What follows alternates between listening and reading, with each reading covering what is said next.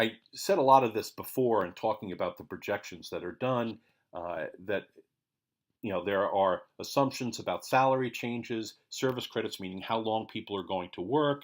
For OPEB, the assumption about how quickly healthcare costs are going to rise, might also be referred to as healthcare inflation, is a very obviously important part of that calculation. And then I already described to you the change in whether projections should include ad hoc COLAs and other post-employment benefits or not. Discounting will continue as under the old standards to default to using the expected long-term rate of return on the investments of the plan as the basic discount rate that is used for discounting. However, whereas that used to be used no matter what under the old standards, the new standards say that that's only appropriate as long as there is expected to be assets in the plan sufficient to pay the benefits that are projected for those years. And if they get to a point where that condition is no longer met, and where they can no longer invest the assets using a strategy that would produce a long-term rate of return, then they should start discounting from that point forward, what's referred to as the crossover point, using a municipal bond rate, specifically a 20-year tax-exempt general obligation municipal bond that is rated AA or higher, or an equivalent rating. Under the current market, that's a number that is considerably lower than than the long-term rate of return that most governments use as a discount rate or in the past. Which might be somewhere between 7 and 8%, whereas this bond rate might be somewhere around 3 or 4%. And as you know, the lower the discount rate you use, the higher the present value, and that means the bigger the liability that a government would be reporting. I'm going to give you a visual example of how this works. If you look in columns B and C, you will see that the government has projected what its benefit payments are going to be, in every year from now until the very last member of the plan passes away, which in this example is 97 years from now. That person's going to be quite old, but that's probably somebody who was just hired and is quite young. Or maybe it's their beneficiaries, their spouses or children or something, if they're eligible to receive these benefits after the death of the member. So the column B is their projection of what's going to be available in the plan based upon historic contribution practices and what expectations are in terms of earnings on assets once they're in the plan. Then column C is the projected benefit payments. And those two numbers will be compared. And this is a very simplistic way of looking at this, but as long as the amount in column B is greater than the amount in column C, they will discount the amount in column C to its present value using the long-term expected rate of return, which in this example is 7.5%. In truth, that would be the crossover point here, right after that. So now the projected fiduciary net position is no longer larger than what is projected to be the benefit payment in that year. So it's kind of simplistic to point to this and say that's the crossover point, because in fact, there's probably some point several years before that where they no longer have enough assets to invest them long-term and generate a long-term rate of return. And so technically, the crossover point really should be in that earlier year. It remains to be seen whether governments are going to capture that nuance or not, or if they're going to take the much more simplistic approach, which is to say, when we get to the year where B is no longer bigger than C, every year after that, we're going to discount using the lower municipal bond rate. In this example, it's 4%.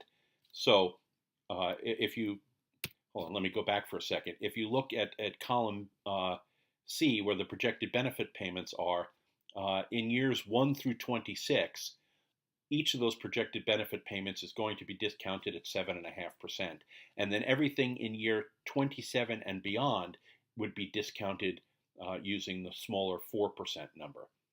And then those amounts are totaled up. So you can see in column F, those are the present values using 7.5%. Column G is the present values using 4%. Those are added up, and you have the total projected benefit payments. They're the actuarial present value of those projected benefit payments, which is then totaled at the bottom. You can't see it; it's behind the box. I'm sorry. But what a government will then do is take that total present value, and they will mathematically determine what one single discount rate would have produced the same present value if it had been applied to every single year. So not 7% to 1 through 26 and then 4% for 27 through 97, but if you had applied a single rate for years 1 through 97, what would that rate need to be to produce the same present value? And in this example, if you see all the way on the right-hand column there, right over here, it's 5.29%. And so you will sometimes hear somebody refer to the single discount rate.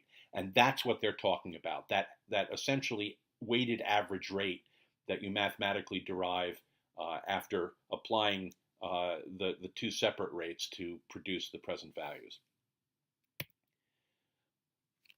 Once you have that actuarial present value, you use a cost allocation method or attribution method to determine what portion of it relates to past years of service and what relates to future years of service. The amount that relates to past years of service, as I mentioned before, that's the total liability. Governments will only be allowed to use a single method, which is entry age, and to apply it as a level percentage of pay. I mentioned before, in the past, they could use 6 different methods, choose from those, and any one of them could have been applied as a level percentage of pay or a level dollar amount. And so that essentially meant there were 12 choices, and the board has narrowed that from 12 to 1, which should greatly improve the comparability of the information.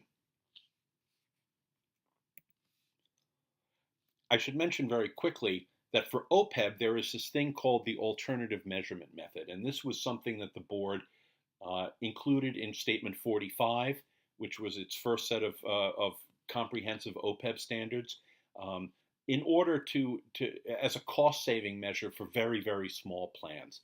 So if a government has fewer than 100 employees in its OPEB plans, both active and inactive, so not just the ones who are still working, but everybody who's retired and is still a member of the plan as well, then it may use what's called the alternative measurement method, which is still the same measurement process, those 3 same basic steps, but there are some simplifications that are made in the assumptions and techniques that make it a little bit easier to do the calculation and potentially possible for someone other than an actuary to do it. Although in practice, I think a lot of the times actuaries are providing this service as well, but it's a lot less expensive than a full-blown actuarial valuation would be.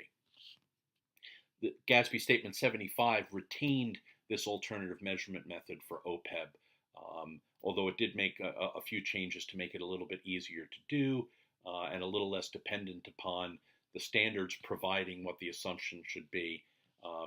But otherwise, the basic approach to the alternative measurement method is still there for these very small plans. The determination of the amount of pension or OPEB cost that should be reported in any year as pension and expenditure is based upon the change in the net liability from the beginning of the period to the end of the period. So you take whatever the net pension liability was that was recognized for this year as of the date of the financial statements, subtract from it last year's net liability, and that gives you the change in the liability. Now, much of that change will be reported as pension or OPEB expense in the year in which it happens. So service cost, which is the cost of newly earned benefits, interest on the beginning balance of the total liability, changes in benefits, that the impact on the net pension liability of that, the assumption about projected earnings on plan investments, any portion of that change in the liability that is caused by one of these sources will be recognized as pension expense or OPEB expense fully in the year in which they occur. These other four items that might cause the pension liability to increase or decrease will be recognized over several years, and I'll explain each one of them in turn. So for A and B, which, going back one second, differences between expected and actual experience with relevant economic and demographic factors like inflation, mortality rates, things like that, salary progressions. Um, those things are referred to as actuarial gains and losses. What happens in any given year may be higher or lower than what the assumption is. The assumption's kind of slicing through the middle of up and down fluctuations over time. And any changes in those assumptions, the impact of those on the net pension liability will be initially recognized as a deferred inflow or deferred outflow of resources related to pensions or OPEB, and then introduced into pension expense beginning in that first year using a systematic and rational method over a closed period that is equal to the average remaining service lives of all members of the plan, both active and inactive, including the people who were retired. So it used to be that you could, spread the unfunded actuarial accrued liability over a period of up to 30 years. This average remaining service life is likely to be much, much shorter than 30 years. If you said it was 15, that wouldn't surprise me. If you said it was 10, that wouldn't surprise me. In a government that has a very large number of living retirees compared with current employees, that average remaining service life could be very, very short. So you recognize a portion in the first year in pension and OPEB expense, and the rest is going to be reported in the statement of net position as a deferred inflow or outflow of resources. And then over that average remaining service life of all the members, you will systematically and rationally recognize the rest of it in pension and OPEB expense. For item C, which is the impact of the difference between assumptions about returns on investments and what the actual returns on investments were, will be reported as a deferred inflow or outflow of resources, depending upon whether it reduced or increased the size of the net pension liability, and then introduced, beginning in that first period, into pension and OPEB expense using a systematic and rational method over a closed 5-year period. That was a period where the board felt that basic fluctuations in returns would wash one another out, and so all you would really be capturing are the basic return rather than subjecting the measurement to volatility. The last item is contributions that are made to a pension or OPEB plan subsequent to the measurement date. So if that measurement date is 1 year prior to the fiscal year end, any contributions made during the year are not reflected in that measurement. Those contributions would reduce the size of the liability. So any contributions made after the measurement date are initially reported as a deferred outflow of resources, and then they are in the present period, and then in the next period you get rid of that deferred outflow, and that's when you recognize it in pension or OPEB expense, because that's when it's going to have reduced the measured net pension or net OPEB liability. Up to this point, we've been focusing mostly on agent and single employers. For cost-sharing employers, you have the additional requirement that whatever has been measured as pension or OPEB, net pension or net OPEB liability, pension and OPEB expense, and then pension and OPEB related deferred inflows and deferred outflows of resources has been for the entire cost-sharing plan. So each participating employer needs to calculate what their proportionate share is of those items and report their proportionate share in their financial statements.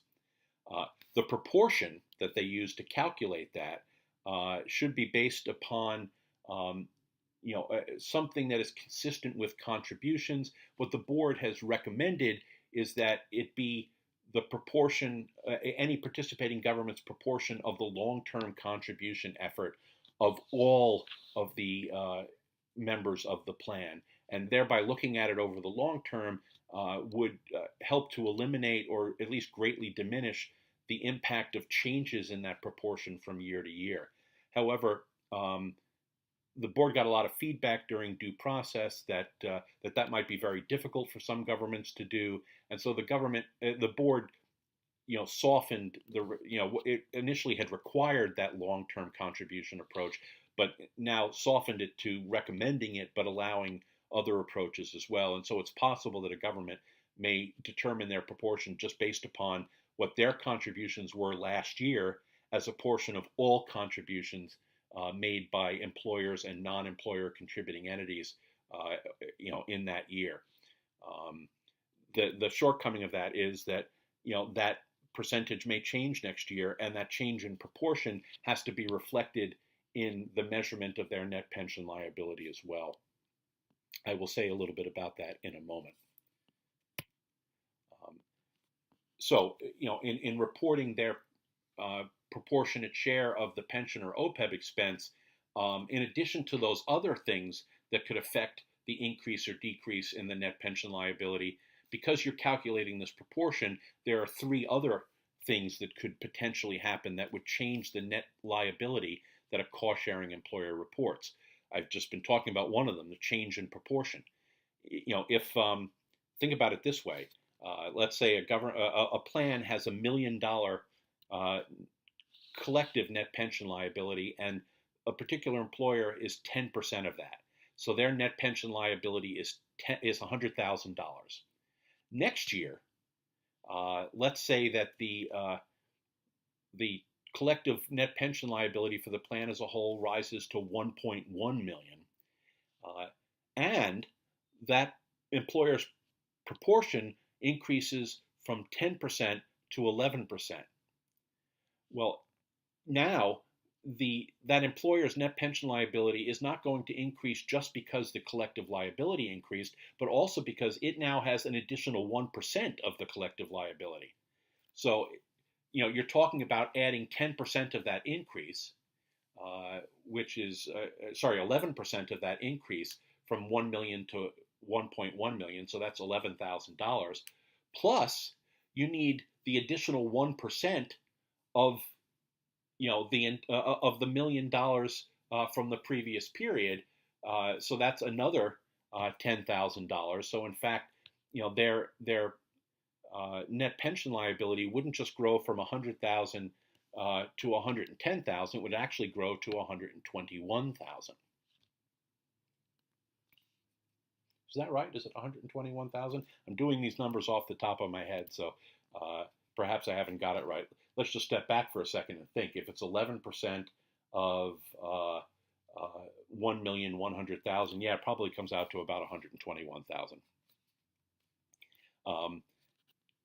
There are also likely to be some potential effects on the net pension liability of differences between what the employer's proportionate share was, and then what the contributions actually turned out to be, and therefore what the employer's proportion actually turned out to be. So the effect of the difference between its assumed proportion and actual proportion can have an effect. And then again, if they make contributions subsequent to the measurement date, that's dealt with exactly the same way as agent and single employers would do, where they report a deferred outflow of resources, and then in the following period, it reduces the net pension or net OPEB liability. For those first two items, they're going to report a deferred inflow or deferred outflow of resources and then introduce it into pension or OPEB expense in a systematic and rational manner over a closed period equal to the average expected remaining service lives. So that's similar to what they would do with the impact of experience gains and losses and changes in assumptions. Let's look a little bit for a moment at what happens when there are non-employer contributing entities. So an entity other than the government that is responsible for making is legally required to make contributions directly to the plan. So it's not giving money to the employer to offset these costs. It's legally required to make contributions directly to the plan. And the difference there is if they're giving money to the employer to make these contributions, then it's the employer who's legally responsible for the liability and ought to report the liability. Where it gets the money from to pay off that liability is irrelevant. Um, that money could be coming from taxes or intergovernmental grants or wherever. But it's only the employer who's legally responsible. But in situations where another entity is legally responsible for a portion of the pension benefits, then you have a non-employer contributing entity. And as I summarized very quickly before, that will reduce the amount of liability that the employer is responsible for. Now, there is what is called a special funding situation if the contribution amount of this non-employer contributing entity is dependent upon events that is not dependent upon events unrelated to pensions or OPEB, or that non-employer is the only entity with a legal obligation to contribute. So the second item is it's responsible for 100%. So that's considered to be a special funding situation. If it's responsible for less than 100%, and I would say significantly less, not like 99.9%, then what you're asking is its contribution amount based only on things that are related to pensions and OPEB? For instance, they're responsible for 50% of the cost or 50% of the contributions. However, if it's related to something entirely different, like let's say they contribute an amount that's equal to half of the revenue related to a particular tax, that has nothing to do with the pension or OPEB benefits. It's entirely based upon how much tax is collected, in which case that's not considered a special funding situation, and I'll show you on the next slide what they're required to do. In this situation where it is a special funding situation, then essentially you're going to use the same method you use for the cost-sharing employers to divide the collective net pension liability or net OPEB liability, expense, and deferrals between the employer and the non-employer contributing entity, and then each one of them will report their proportionate share.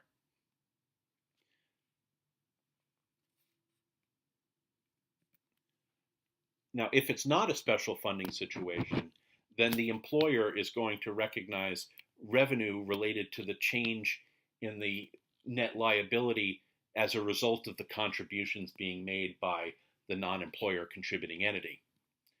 And that non-employer then is going to, they're not going to consider that to be pension expense. If it were a special funding situation, this portion that they're responsible for the employees of another entity is going to be considered pension expense and a pension liability, but one that is reported separately from the pension expense and pension liability related to that entity's own employees. But in this case, because it's not a special funding situation, they'll report their contributions in the same way they would report grants that they make to other entities and not treat it as pension expense. All employers are required to make descriptive note disclosures that identify the plan, what type it is, who administers it, what the benefit terms are, what their contribution policy is, and whether a separately issued report is available from the plan, and if so, how to get it. They will also disclose information about significant assumptions and other inputs into the measurement of the total liability, such as inflation, salary changes, mortality, and so on. And they will report a lot of information about the discount rate, a lot more than they used to, in fact. At this time, really having not to just disclose what the discount rate was, but how they came up with it and what the rationale was for selecting that particular rate. And they will do it both for the long-term rate and the municipal bond rate if they utilized a municipal bond rate because they had a crossover point. They're going to show not just the overall long-term expected rate of return, but the individual rates of return for major classes of assets in their portfolio.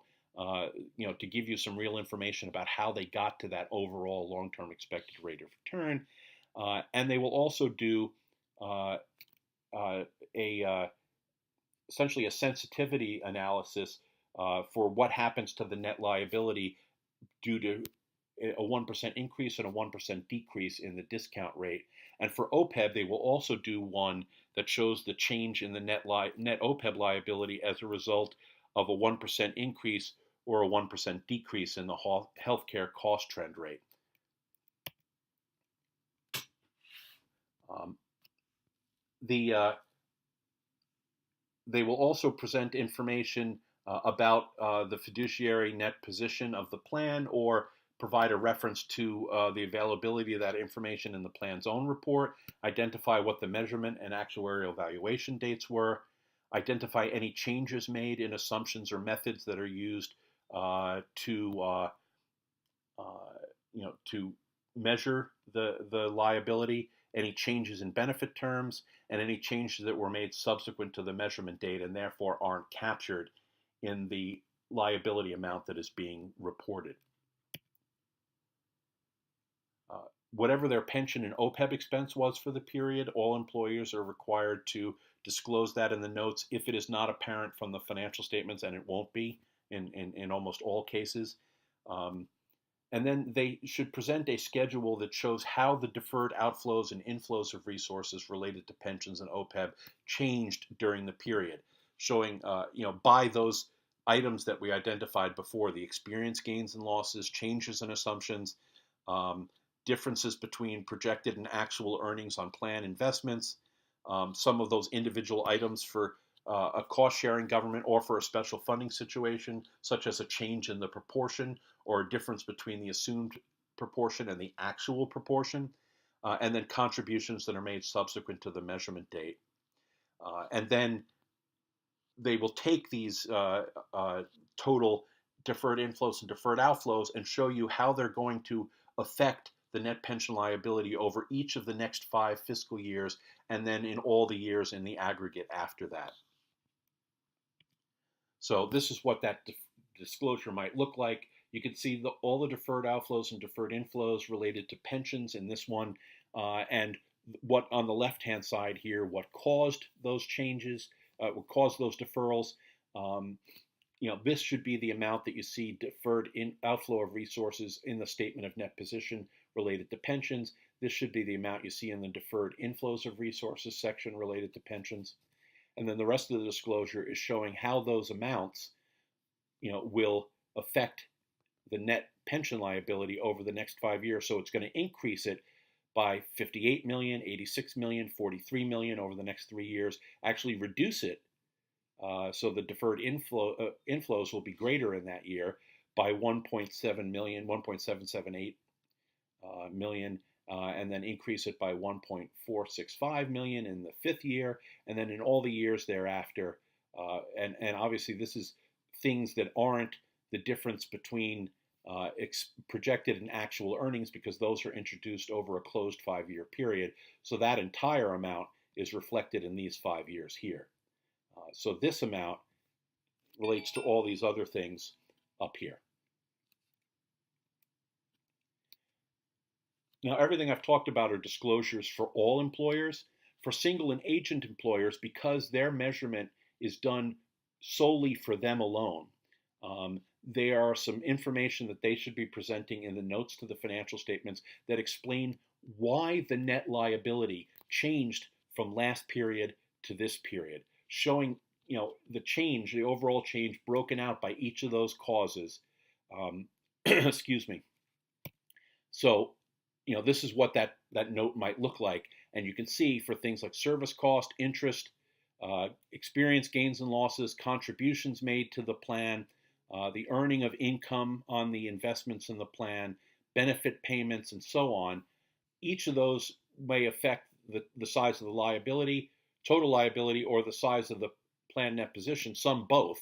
Benefit payments reduce how much the government owes, but it also reduces how much is available in the plan. And then the total of those is the the difference between them is the net liability, the net pension liability. So you can see that at the beginning of the year, the net pension liability was a little more than 800 million. At the end of the period, it was a little less than 752 million. It decreased by 49 million. And you can see the explanation in here of why. So not just that it changed by this aggregate amount, but what drove that change. And that's important to know. In addition to that, and it may be in the same note disclosure, I'm getting ahead of myself. For cost-sharing employers, they're not going to disclose that information, because it wouldn't be any different for them than any other participating employer because the measurement's done for the plan as a whole.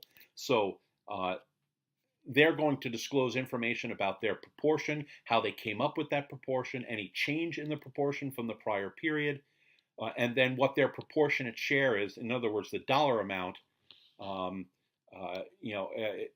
that they are recognizing as their own liability, as their own expense, and deferred inflows and outflows of resources. In addition to the note disclosures, governments are going to present some schedules in required supplementary information. I will show you what those look like in a second, but the first of those schedules, and they all cover the last 10 years, the last 10 fiscal years. The first one is essentially that note disclosure that shows the changes in the net pension liability. The column that shows the numbers for the net pension liability on the right-hand side for the past 10 fiscal years. So you will really get a sense of how that liability is changing and why over a full decade. In addition to that, you are going to see some information that puts those numbers into context, that gives you a sense of the magnitude of the net pension liability, and that may be presented in the same schedule or a separate schedule. I'll show you what they would look like if they were in separate schedules.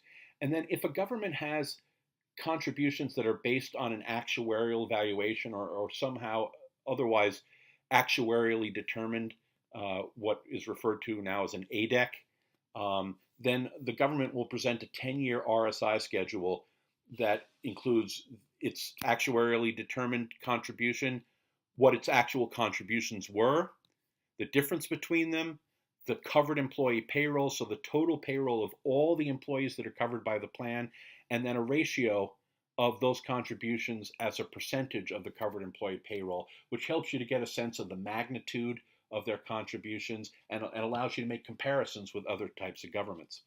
If their contribution is based on statute or a contractual amount rather than an actuarially determined amount, then they will present that schedule but using the statutory or contractual contribution rather than the actuarially determined one.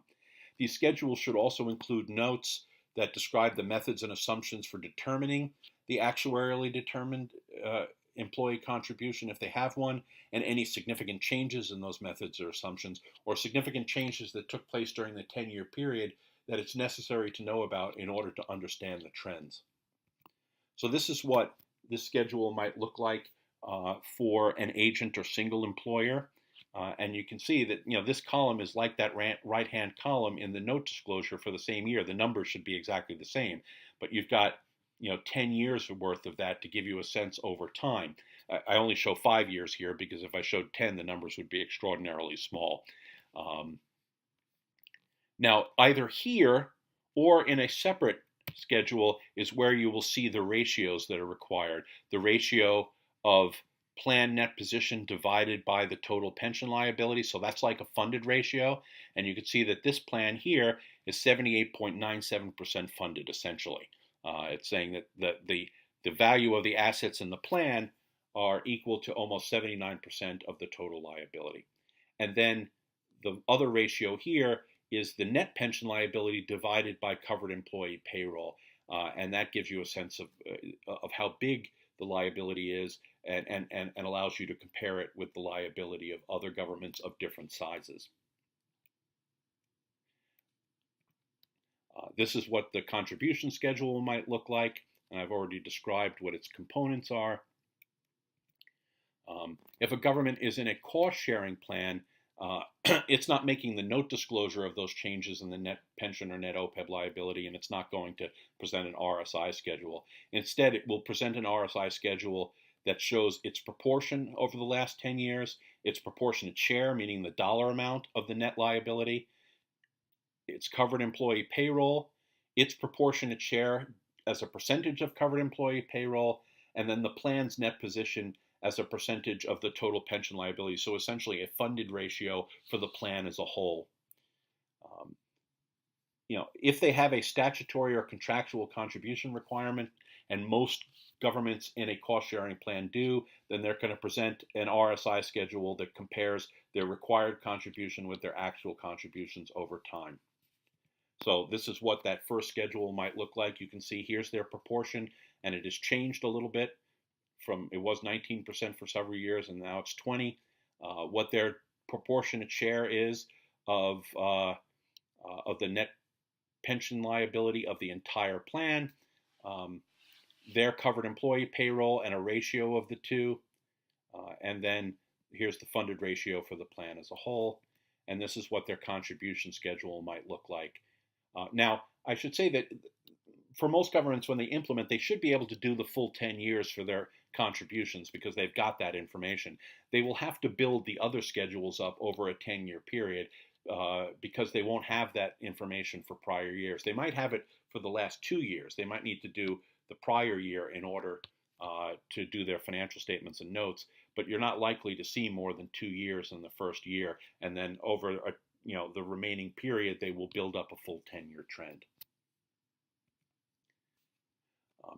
The information that's required to be presented by a non-employer contributing entity will be very similar to what a cost-sharing plan would do if it is responsible for a substantial portion of the pension. If its proportion is less than substantial, then the information is going to be presenting is going to be less significant and less extensive. I'm not going to go into it in any great detail right now. So governments right now are implementing Statement 68 for pensions. They have to implement it for fiscal years that started after June 15th, 2014. So we're talking about fiscal years ending June 30th, 2015 and later. So June 30th may have already issued their financial report. And in fact, we're going to look at one. And for OPEB, it's for fiscal years beginning after June 15th, 2017. So you'll see it for fiscal years ending June 30th, 2018 and later. And with that is the end of the presentation. I look forward to the discussion this week in the discussion threads about what you've heard.